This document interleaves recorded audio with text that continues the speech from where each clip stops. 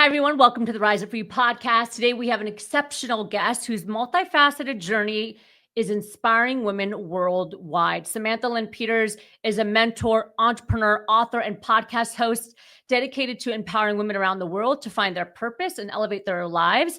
As the founder of A Light Up Your Life, Samantha has created platforms that foster confidence, something that I love to talk about, community, and alignment. Her work is truly a testament to her commitment and to her personal growth, emotional intelligence, and wellness.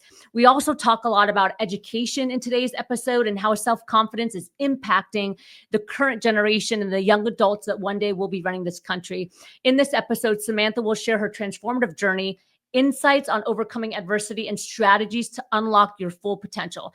Get ready for this enlightening conversation with the remarkable Samantha Lynn Peters.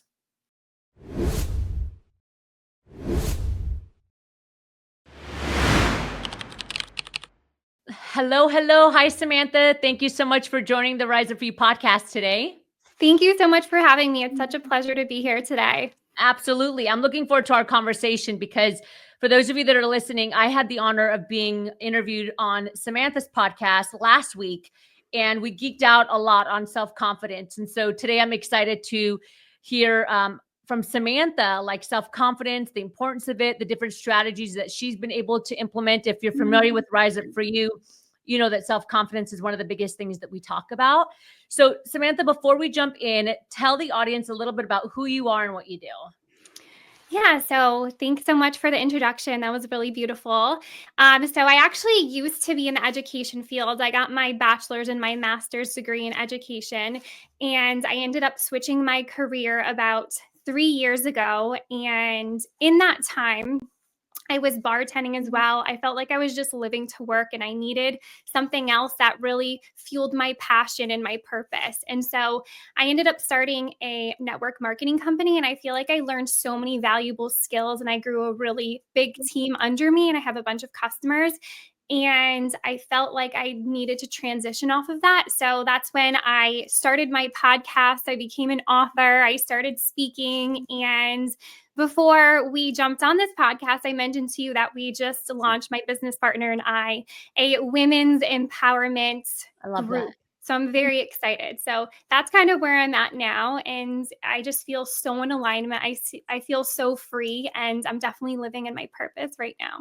I love that. Well, congratulations. And it's funny because I didn't know that you were in education. So we have a lot in common. Yes. Yeah. When I was listening to you answer a lot of questions, I'm like, oh, I should have mentioned that. But yes, I know that you were in the education field too. Yes, I love that. That's great. Okay, so we're definitely going to have a lot to dive into. So take us back just a little bit. I know you're doing some amazing work, but before we hopped online here, we talked about, no one really sees what's happening behind the scenes, right? So and our audience is a combination of, professionals that are in the corporate workplace, entrepreneurs, people that are thinking about, like jumping into a passion project or doing something on their own. And so take us all the way back. Like, who was Samantha in high school? Oh, I was such a different person. I was so shy. I grew up in a really toxic environment. My father was very emotionally and physically abusive, and my mother was also very afraid of him too. So it's not like she really stuck up for us. So I went through my entire childhood watching a relationship that was really toxic, and it made me really step on eggshells. I never knew how he was going to react to certain situations. So I developed that fawning trauma response where I cared so much more about other people and what they were doing. And I kind of put my needs on the back burner just to keep myself feeling safe. It's a coping mechanism. So I was very shy. I never wanted to raise my hand in school because I was always told that nothing I say mattered or I wasn't worthy. So I always felt like, I just couldn't really be myself. And so, yeah, I was a very different person. But I also believe that you really have to know what you don't want in order to really know what you do want. So all of those experiences gave me a perfect just platform, I would say, to completely rewire my subconscious mind, which I know we'll get into a little later. But it was a bunch of inner work and self-reflection because, yes, it's not okay that I had to grow up in that environment.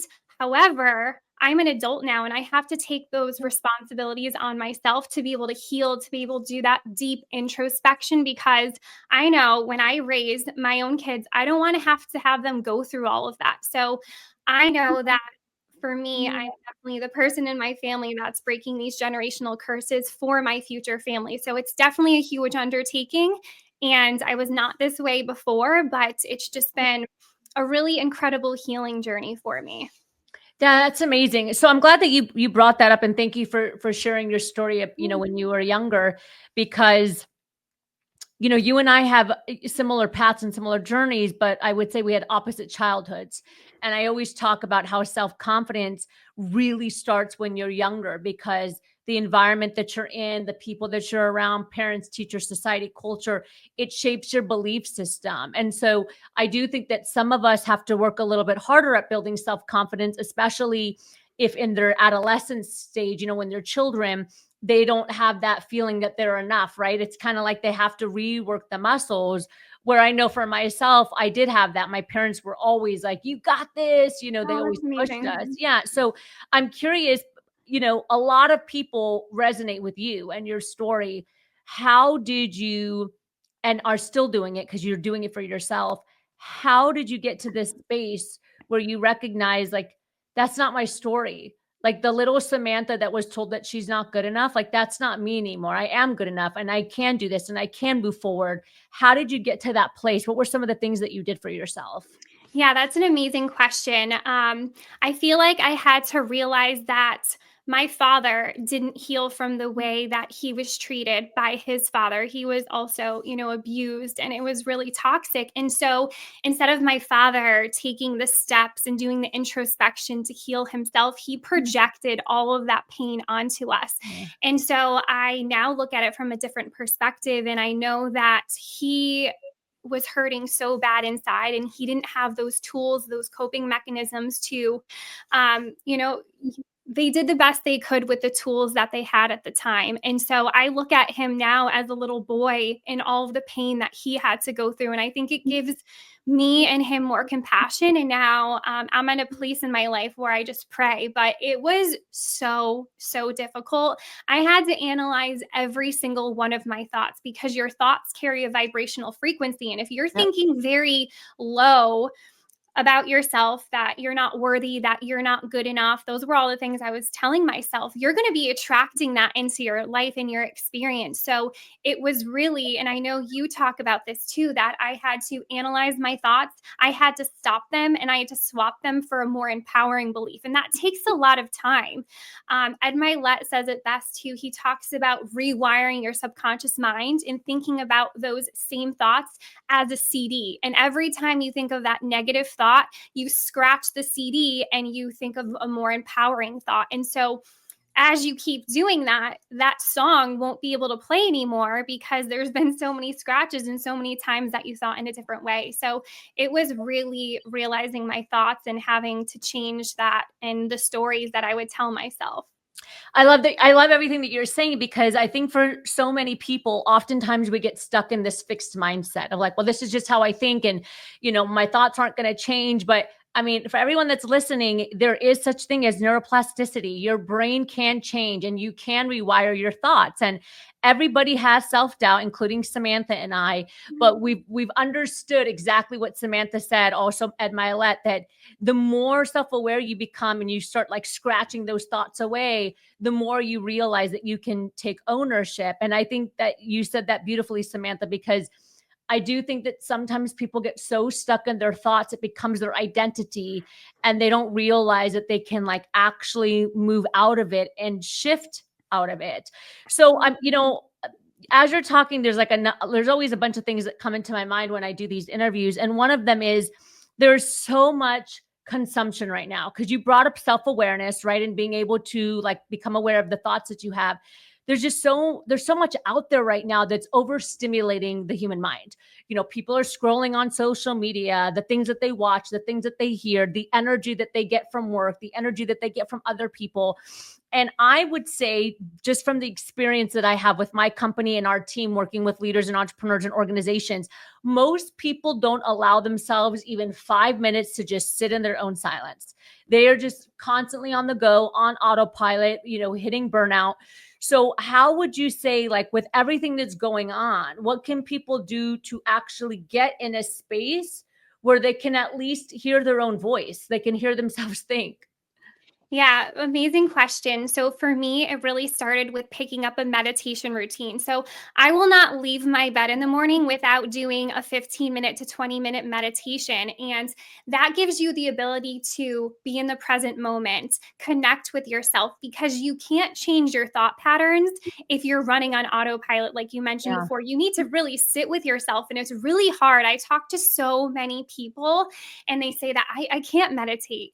It's definitely a muscle that you need to build. And I find that if you meditate and you focus on your thoughts and you bring yourself to the present moment, it makes 98% of your day so much easier, because you're not just focused on what's next, what's next. You're actually in that present moment. So picking up a meditation routine has helped me tremendously. And then also having gratitude. I really don't think you can ask for more in your life if you're not grateful for what you have. And it honestly makes me feel so happy, from knowing where I've been and where I'm going in my vision, and just to be grateful that we're still alive. So I definitely have those two, a staple in my routine every single day. And journaling is also something that I'm very passionate about. I publish 2 journals.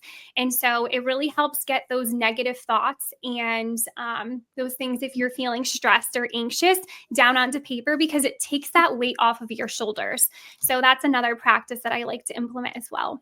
Yeah, I love what you're saying. And I hope that if you're listening, you're paying attention, because successful people all pretty much do the same thing. Yes. Like gratitude, spending time with themselves to be self-aware. Like, there's common denominators that I think take people to the next level in their life. And I think that the gratitude piece is so important, because you're right. There's so many of us that we don't even take the time to say thank you for what we already have. We're too busy complaining about what we don't have, right? And having that sense of gratitude, I think, also builds your self-confidence, and knowing that, like, hey, I have attracted a lot of things in my life. There are things that I'm doing well. There are things that are coming my way. Like, there is abundance that is around me, but sometimes we're not paying attention to it. So we don't even realize. And one of the things that you said about meditation that I think is important for everyone is it could also just be sitting in silence. Yes. You know what I mean? Like, I'm not a big meditator from the traditional sense of like sitting there and like my eyes closed, but I do sit in silence every morning, no stimulation, no phone, no nothing. And I just sit there, and whatever comes to my head or my thought is whatever happens. And then I just notice it, or I become aware of it. But I think the key is like just getting rid of the stimulation for a few minutes a day, so that your brain can relax and kind of just be in the present moment. So thank you for sharing that. I want to talk a little bit about the education side when it comes to self-confidence, because one of the main reasons why I started this company is because I saw the impact that a lack of emotional and social intelligence, and a lack of self-confidence, and a lack of fulfillment in the adults had on the kids. And I would go to these schools before I built the company. I worked with everything from kindergartners to juveniles that were in jail for the rest of their life for committing murder. And all of them are a byproduct of the adults that are in their life. And I've seen how these kids like suffer, and then some of them survive, and they rise above, and they become amazing and beautiful like yourself, and some of them don't. So I'm just curious for you, like, how much of education played a part into what you're doing today? Yeah, I mean, I saw very similar things as you. I taught in Hartford, Connecticut, and New Britain, Connecticut, and so that was inner city. So I saw a lack of parental involvement, and it's really hard for them to have all of these things come at them, but have these tools and these skills to be able to cope with them. Even my 6-year-olds, when I was teaching first grade, it was really hard for them to regulate their emotional state. So as a teacher, I took it upon myself to teach them gratitude, and we meditated every single morning. But I know, to your point, that not many teachers do that, and they're just so overwhelmed with the amount of work that they have to do. And a lot of times, adults don't take the time to do introspection. So they're still projecting all of those things onto these kids, which I'm sure you've seen. And maybe they're lacking the ability to have self compassion or self love, or not even have self confidence themselves. And that's what these children are seeing. And so, it was very eye opening for me. And I think it was a great experience, but it also made me realize that I need to make a bigger impact in this world, and I need to help more people. And that's when I decided to leave the education field. But I feel like there is such a need for everything that both of us are doing today. 100%. Like, one of our missions is to get these soft skills a part of the core curriculum in school, because I think it'll just solve a lot of problems, even in the workplace, right? Because our kids are growing up to be the next leaders, the next CEOs, the next presidents, whatever it is. And if we can get to them sooner than later, then by, in 10, 15 years, the world will definitely be a better place. So I'm 100% on that same page. So Samantha, tell us a little bit more about the work that you're doing today, specifically with women, and all the work that you're doing with your partner. I know you have the podcast. I'm curious, like, where is your vision going? What do you see? Yeah, so we just launched, like I mentioned before, a women's empowerment accountability group. I find a lot of women are craving a place where you can go and you feel safe and you feel heard, and people actually want you to win. I know that there's a lot of competition at the bottom, but at the top, everyone is collaborating. Everyone wants to see you win. And so for me, it's now just being able to teach women to step into their true divine power, to know that you could be, do, or have anything in your life if you really believe it, but you definitely need a community and people in your life that care about where you're going and what you're doing. And I actually spoke to a group of women yesterday. There was about 45 women at this company called Axelite, which is incredible. And there's a statistic that shows if you write your goals down and you just tell yourself, you're only 45% likely to achieve those goals. Right. If you have an accountability buddy, you're 65% likely. But if you have a group of women or men that are cheering you on, you are 95% likely to succeed. And I think everyone is here in this world and they have a divine purpose, and everyone's is different. And I really just love helping other women step into that. I love that. And there's so many things that you said in there. First off, yes, ladies that are listening, when you push yourself to the top, you're not pushing other women down. There's no scarcity mindset. Like, you want everyone to survive and be successful, because you know that there's enough for everyone, right? And all of us can have it all. There's no like, only I can do it, you can do it, we can all do it. But something else that you said that I think is pretty important is, and I just forgot what I was going to say, Samantha. What was the last thing you just said? Because it was like really important. Helping people just to step into their power, and how everyone has, their own purpose in life, and everyone's is different, but everyone's is unique for a reason. Yes, that's that. Thank you. Thank you for bringing me back. I got excited about the women. I do that all the time. Yeah. Well, I think you said something that is important, is like the purpose and the passion, and surrounding yourself around the right people. Because we always talk about like your personal board of directors, right? And as I mentioned earlier, people have energy. And so we forget that the people that we are surrounded by, if they're not like-minded, not in every way, but if they're not like-minded in the important ways that are going to help push you forward, they will set you back. They will crush your confidence, and they will take you backwards. And so I think it's so important what you're saying about the accountability aspect, because that means that you have the people that are around you that are headed in the same direction, and they understand the importance of accountability. And this is something that I practice a lot. Like, when I first started Rise Up For You, I didn't have anything done, Samantha. And I went on social media and I was like, coming October 5th, the Rise Up For You podcast. And I didn't even know like how to build a podcast or anything.